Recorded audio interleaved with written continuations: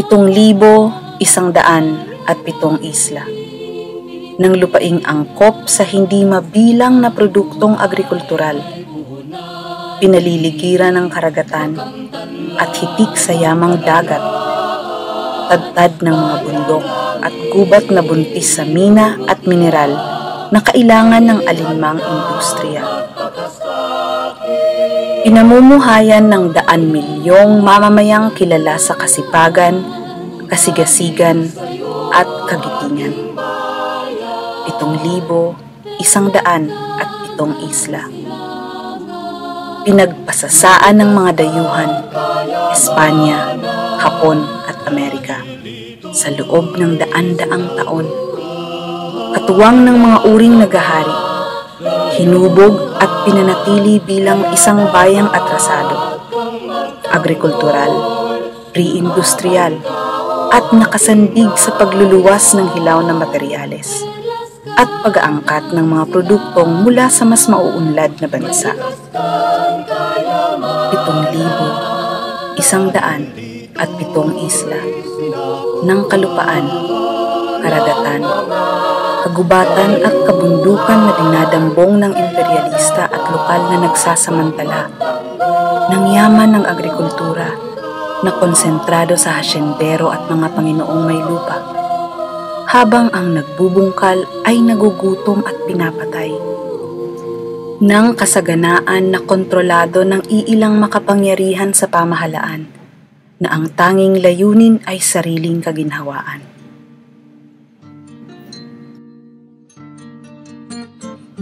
Bayang Pilipinas. Nadaang taon na ang pakikibaka para lumaya para sa tunay na demokrasya, na ang mamamayan ay hindi kailanman nananatiling kimi, patuloy na tumitindig at hanggang ngayon ay nagbabandila ng isa sa pinakamalakas at pinakamalawak na kilusan para sa kalayaan, demokrasya, katarungan at kapayapaan. Kay Pedro Maria, kay Juan at Jose.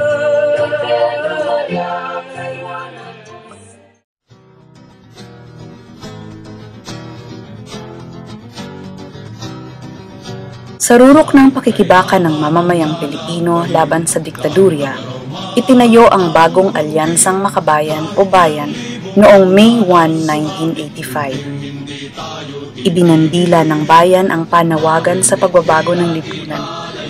Tinipon nito ang mahigit 1,000 organisasyon mula sa iba't ibang uri at demokratikong sektor sa loob at labas ng Pilipinas para sa pambansang kalayaan at demokrasya.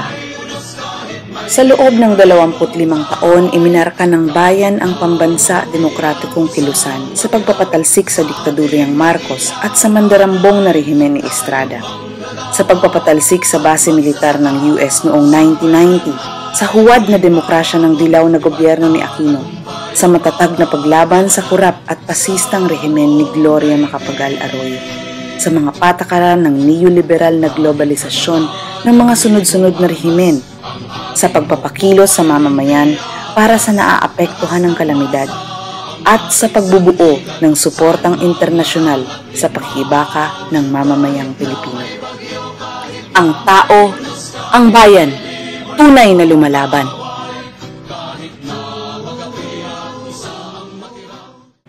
Ang nabubulok na sistemang malakolonyal at malapyudal ay nagre-resulta sa papalaking bilang ng walang lupa, walang trabaho at yaong mga walang disenteng kabuhayan. Itinutulak nito ang mga mamamayan upang mangibang bayan at maging alipin. Upang ibsan ang palagiang krisis ng lipunan at pahupain ang diskontento ng mamamayan, sinestematisa simula pa dekada 80 ang Labor Export Program.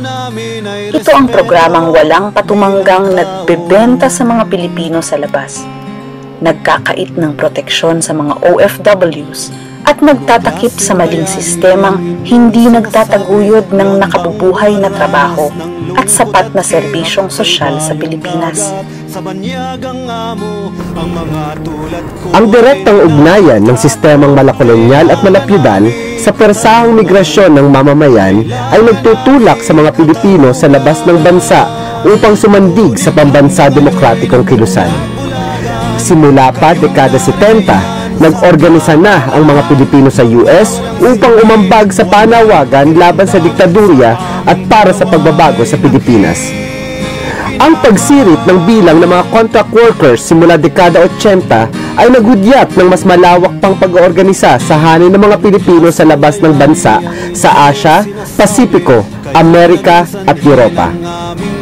Aktibong lumahok ang mga organisasyon ng OFWs at pamilya sa Pilipinas sa kilusang masa sa Pilipinas, hindi lamang sa mga napapanahong issue kundi maging sa pagbabagong panlipunan.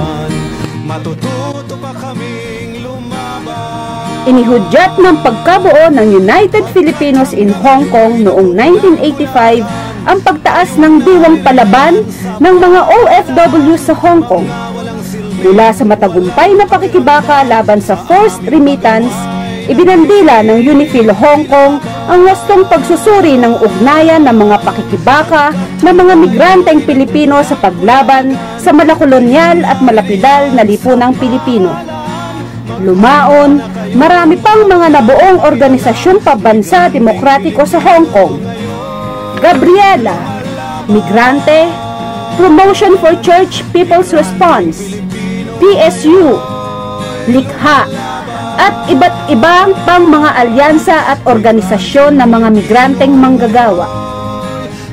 Nagsama-sama ang mga organisasyong ito, nagkaisa at nagtulong-tulong sa pagmumulat, pag-oorganisa at pagpapakilos sa malaking bilang ng mga migranteng Pilipino para itaguyod hindi lamang ang karapatan at kagalingan ng mga migranteng Pilipino, kundi para sa pambansang paglaya at tunay na demokrasya, na siyang tunay na tutugon sa persahang migrasyon.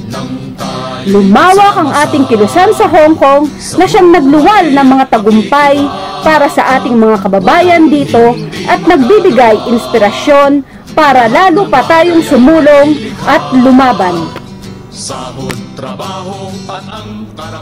Hindi kailanman nagkaroon ng signifikanteng pagbabago ang malakolonyal at malapyudan na lipunan.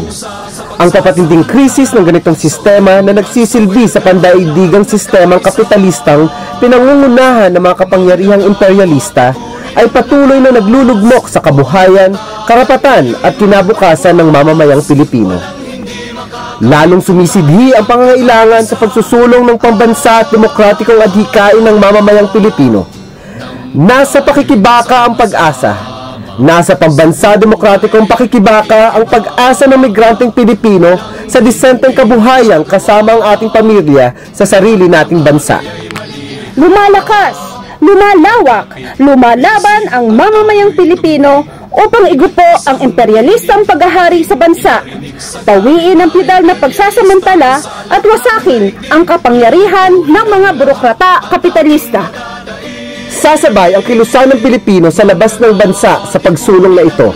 Kailangang tipunin ang pinakamalakas at malapad na hanay ng mga OFW sa Hong Kong upang direktang umambag sa pambansa demokratikong pakikibaka at tumipon para dito ng suporta mula sa mga kapwa Pilipino, mga kapwa migrante at mamamayan ng Hong Kong.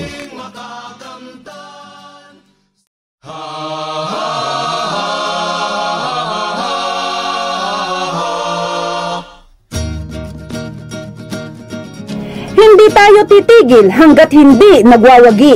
Hindi tayo titigil hanggang ang pagbabagong kailangan natin ay ating makamit. Hindi tayo titigil hanggat nakapangyayari ang mga dayuhan at naghaharing uri sa ating bayan. Hindi tayo titigil hanggat malaganap ang pangapi at pagsasamantala. Ang mga mamamayan sa 7,107 isla, sa iba't ibang mga lupain sa labas ng ating bansa, ang lalaban, mag-aalsa, magtutuwid sa baluktot na sistema at magtatayo ng bagong payusang tunay na malaya, may demokrasya at hustisya at tunay na mapayapa. ang tao, ang mga migrante, ang bayan, lumalaban hanggang tagumpay.